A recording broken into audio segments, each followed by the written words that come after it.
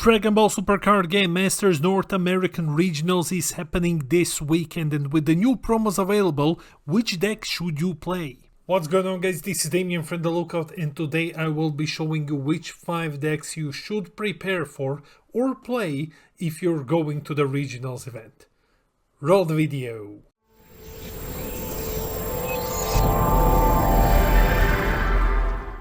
As with all of our videos, let's start with a breakdown. So I'm going to give you Dragon Ball Super Card Game competitive decks to consider for the upcoming NA Regionals event. Which decks to beat, which decks to expect, what to play. We will be covering all of these in case you want to bring something that's competitive but not necessarily a meta deck. We will also be covering rogue decks probably tomorrow. So some decks will be missing, and deck lists to all of these are in the description below. Let's go. Quick note, we have a TCGPLAYER affiliate link in the description below. If you're buying any of these cards, please consider using our TCGPLAYER link. It helps us out a lot, and especially when we are now increasing and scaling up. Guys, some amazing things are coming and every little bit helps. Some of you asked in the comments of the previous video and on Facebook, like, where is black? Is that it? Is it only like 3 colors? Well, black is here and Golden Cooler is stepping up. This is one of the best black decks in the game, I would say. What does it do? It's a free play value engine. You're playing stuff for free constantly or for like dirt cheap. Tons, and I mean tons of plus 5k buffs. Your leader can be huge, your cards can be huge. This deck is amazing. It's very difficult to kill. The new SS Cumber promo made it insane. If you play the SS Cumber and you use your leader's activate main on the same ability, on the same turn, you've just played 4 cards for 2 energy. Yeah, that's insane. You run the SS4 Vegito engine as well, because of course you do. The only minus here, the only negative thing I can think of is that it really depends on the unison. If you lose the unison, it's rough. Okay guys, so here is my idea of the cooler build. So you're just running a bunch of these 3 and 4 costs. More than usual, you run the Ozoto, because the main card that you want to play is the newest promo Cumber. The promo Cumber plays 2 more bodies. One has to be a 3 cost, one has to be a 4 cost, and Ozoto is really good when you play him for free. Other than that, it's just Golden Cooler.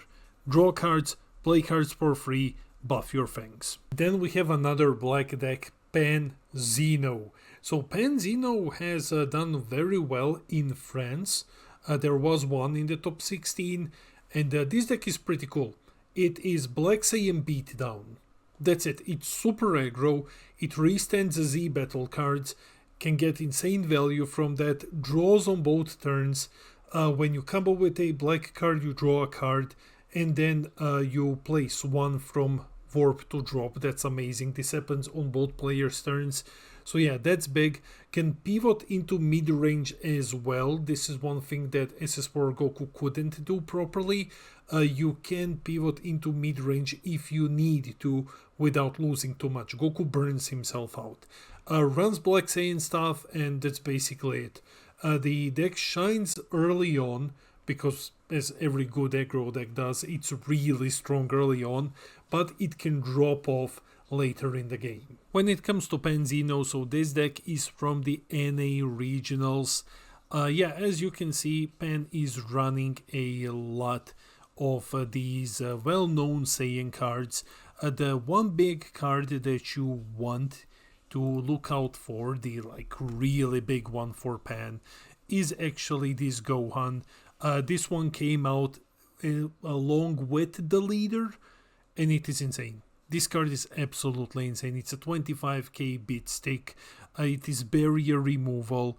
Yeah, when it attacks, it becomes big. Like, he's at least 25k, but he's checking out for more cards. So as far as Pan goes, that is an amazing tool. And you also have this other Son Goku Journey Through Time. This one is also specifically for the deck. it's a counter, negate the attack, you play him, and when this card is played you draw, then you choose up to one of your Panzino cards, which is your leader, and it gets plus 5k for the turn. Overall, you just run the standard package of Black Saiyans, you run Gokus to survive to become a 20k lead, and then you just spam Gohans. The last black deck that I have for you, and yeah, that's a lot of black decks, is SSG Trunks. So Trunks is cool. He does drop and warp manipulation. He's a mid-range deck which can go very, very aggro if everything aligns and your opponent just steps out very early on. Awakens at high lives, which is great. You can awaken at like 7 lives, 8 sometimes. Has his own floodgate, which is something that black lacks. And the only thing that's negative about it is that it can get really, really screwed by RNG, but with all of the consistency tools it has, you really, really need to be hated by RNG to get screwed in the first 2 turns of the game. Here is a list from the NA finals. So basically, yeah, it's standard Trunks, right? But the big buff that Trunks received, in case you haven't been following the game for a while, is actually this promo. This promo allows Trunks to do crazy things. It is a consistency piece. If you brick, you just send top 3 cards from the top of your deck, of course, into your warp. If you hit like a Saiyan or 2, usually that's what you need when you're breaking. You can automatically awaken, so you awaken on turn 2, and this one also makes your boss monster cheaper by an energy, so you can just start swinging like mad. And the last piece that has helped out this deck a lot is actually the Chile Z Unison. You play her on turn 1, +1, look at top 3 cards of your deck, and you send one black battle card, well, one battle card into the drop or the warp, and you bottom deck the rest. So that's basically how you can keep your consistency up if you just happen to hit one of your like 8 extra cards and like a couple of unisons in the very, very first turn of the game. Still the best and the only green deck on the list is Negoku. Now, let me just say this because I know that I'm gonna catch some slack with like, where is Cell? I don't think that Cell is good enough to be considered competitive, at least not for this event. I think there is way too much aggression for Cell, even though Hand Destruction is absolutely amazing. So I would consider Goku over Cell, and I would put Cell more into the rogue territory. Yeah, that sounds crazy, but with Vegeta going around, I don't think that we're going to be seeing Cell as a competitive deck. However, we will be seeing him as a rogue one. When it comes to competitive, Negoku, best one. Spams boss monsters, draws a ton, has all of the floodgates ever, answers all cards in the game. He basically has an answer for literally everything. He doesn't have a single glaring weakness, except being a very technical deck to play. So, yeah, you need to be able to play this one very, very well if you want to win. You can't just spam boss monsters and hope for the best. So while there isn't any big glaring weakness, it's still difficult enough to play and to actually win games with it. Here is the list that we will be using. This is Jay's Negoku from the LCQ event. So yeah, as you can see, you're just spamming boss monsters like mad. There's not like a lot to talk about here. I mean, usually what you're doing is you're just playing big bodies and you're trying to close the game with it. Besides that, what else do we have here? We have the Green Trunks. Green Trunks is a big one for this event. Why? It helps you in your Broly matchup because it can just remove Indestructible from Garlic, the blocker. It helps you in your Garlic matchup. I would pack like 1 in the main, 2 or 3 in the side. Just in case if you run into Garlic, this thing helps a lot. Other than that one, you also have, you know, your standard package of running the Ground Shaking Fury, which removes everything. It's a really expensive card. Some decks go for expensive when it comes to energy. Some decks use 4 of it, some use 3, but yeah, it pay for blow up everything, ignoring barrier, that's always huge. And other than that, you're just playing the standard sea of boss monsters. Mail 2, please. Yeah, cooler Mail. This is one of the decks that always performs well, especially in the hands of expert pilots. This deck is crazy. It mills, that's basically it. So it has amazing removal options. It has lots of arrival card. It's great cards. It's great versus wide boards, because every time you neg something, you minus a battle card, your opponent mills. So that's what you're looking to do. Opponents need to adapt. So that's how they beat Cooler. They need to drastically change their game plan. Cooler suffers to silver bullets. There are a couple of these, and he relies on the opponent panicking. Like, Cooler is a deck which you can use to beat bad players. That's basically it. If they don't know how to pivot against Meal, you just take Cooler and you beat them. If you're playing against someone who knows not to draw too much, and like when and how you combo and what can you spend your energy on, then you will be struggling. Here is the World Championship 4th place Vincent's Cooler. So yeah, for those of you who have played versus Cooler before, well, you know, it is the standard song and dance. You have seen this one a million times. The one big thing when it comes to Cooler, the one new thing it got is actually this dude. Son Goku Unlimited Potential. This card is absolutely bonkers insane. When you play it for 1 energy, you neg something by -20. It is a barrier blocker, and he restands when you combo. That's it. That's a huge defensive piece, which also negs by -20 for 1 energy, which triggers the Cooler, and then Cooler mills your opponent. And now they need to get around a dual blocker, essentially, on their turn while you're still milling them well when they are playing cards and stuff like that. So yeah, that is the newest addition. Everything else is kinda the same. The other red deck is basically Bandai's Golden Child, Bandai's favorite deck ever, Pan. I'm, guys, pretty certain that even though we know that Anniversary Box support shouldn't be Zenkai, Pan is probably gonna get support in some way. So what does Pan do? It's just a lot of aggro. Aggro can play mid-range very, very well, has a lot of minusing, great draw power, tons of Z energy, swarms the board, has amazing finishers, and like, it doesn't have a single glaring weakness. It's overall a solid deck.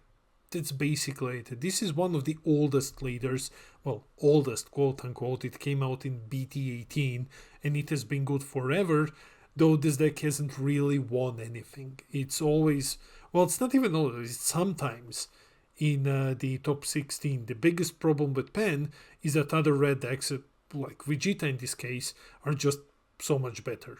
No floating cards this time around. This is a deck list from Top Deck Diffusion. So here is a general idea of what this Pan deck looks like. It is running the Gokus, of course. It's running the Beast Gohans. It is also running 2 of the Goku, the promo one, promo 625, the winner version. This one KO's a card, and I strongly suggest you use this one because it is a way to go around the blue Zamasu counter, because you cannot minus that one, but now you can just flat out KO it. Blue has only one deck, which I would put here as a competitive deck. It will have others in the rogue category, and that is Reboot Gammas. Reboot Gammas is amazing. What does it do? It's a lot of energy manipulation. You're always on 6 energy on your turn. You're always on 3 on your opponents.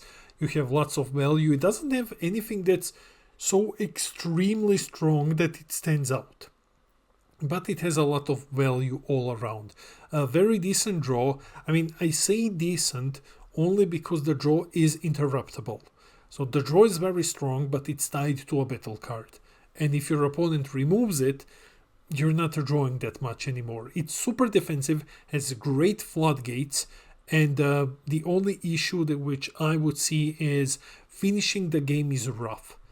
Finishing the game is not something that Gamma does very easily. You usually have to go with your SCR, which is either Android 21 and then you win on time, or it is the Bis Gohan and then you just burn the last life. For the list, we're here again with Top Deck Diffusion, so this one is pretty cool.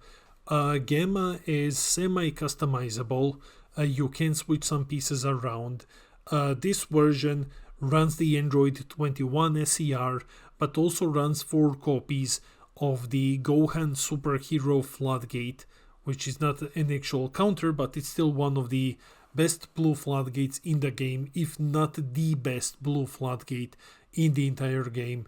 Other than that, you're just running androids, you're running your SRs, your cell maxes, you're trying to get value here, you run a couple of other floodgates, and then you just kinda go into time, you play Android 21 and you win the game. There is only one yellow deck here, and that is U7 Goku. Why only one? Well, because yellow is just kinda so good that everything is meta apparently. So U7 Goku makes a comeback. Finally, this is another deck which, just like U7 Goku, UI Goku in the anime, refuses to die. So refuses to lose, even proceeds to cheat his way to victory.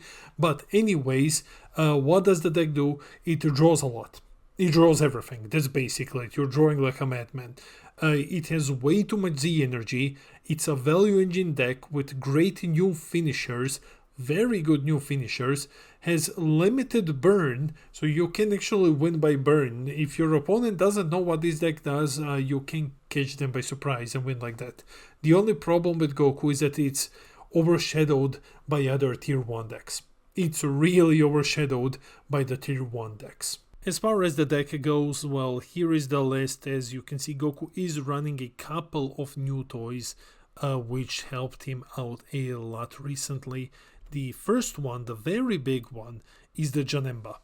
Janemba is amazing in this deck because you can switch cards to rest mode, ignoring barrier, with your leader's ability, and then you can just pay 1 for Janemba to pop the card. Just KO it, and Janemba gains plus 5k power for the turn. And now usually Goku has issues with the Z deck because it cannot run Z battle cards, but now it also has Tapion. Tapion Confrontation, another absolutely amazing card from BT27, helps you keep your opponent's cards locked, which is also huge, or it can just be a dual attacker, switch itself to active mode and attack. Besides that, you also have one of the crazier cards here, and that is a yellow racist Frieza. So this one is a Saiyan hater basically. It is a dual attacker which rests a card as limit 1 when it attacks, and if it's a Saiyan, KOs it and restands. It is a 25k dual attacker. That is huge, and it's dirt cheap. It only costs 1 energy. But the big one, right, the really big one is the Broly. SS Broly Vigor, and this list isn't running it, but I would still recommend that you run SS Broly Vigor. Here is why. You don't need to rest your leader. You don't need to rest your Z extra, of course, so you never do that. So when you play Broly for 2 energy, you automatically have 2 targets. You can give him like a double dual, or a double crit, or dual crit. If you have any of the million other cards in play which you're not attacking with, you rest them to get more effects. Can be Unison even. You can rest Apion and then you can restand him if you want to do that. But Broly is a huge finisher and a card which I do recommend running in your U7 decks. I forgot to animate this one, so I'm just gonna go like, yay. So, Frieza Swap. Oh my god, it looks like it's actually going. Anyway, Frieza Swap, right? I'm going to get also some slack for saying this, but I don't think that you should play Frieza Swap at the event. I don't think you should be doing that. I think a lot of people will try it out now that it did well in France, and then they will just lose in the first couple of rounds, because Frieza Swap is not an easy deck to play. just because it won, it's not an easy deck to play, trust me. What is it? It's a swap aggro deck. It is exceptionally consistent. It swims in Z energy, has an insane Z leader, combos from the deck, so you're saving cards in hand, swims in negates. This deck just swims in negates, but the only issue is that it is really difficult to pilot well, which is the only reason why I am not recommending that you take Frieza Swap. That's it for the video. Let me know in the comments below which deck will you play. So which deck will you be playing at the event? I want someone to play Golden Cooler because I think that Golden Cooler is amazing. But let me know in the comments. I read all of your comments. I try to respond to everything. I love our little community. Huge shout out to the Coffee Club, our lovely patrons. These are our $2 and our patrons, the best coffee. They keep this crazy content grind going. And guys, thanks a lot for your support. If you wish to join the Coffee Club, link to a patron is in the description below. And finally, while you are already here, hit those like and subscribe buttons, help us get to 6k subs when I'm gonna give away a booster box. This has been Damien from the Lookout, and I'll see all of you in the next video.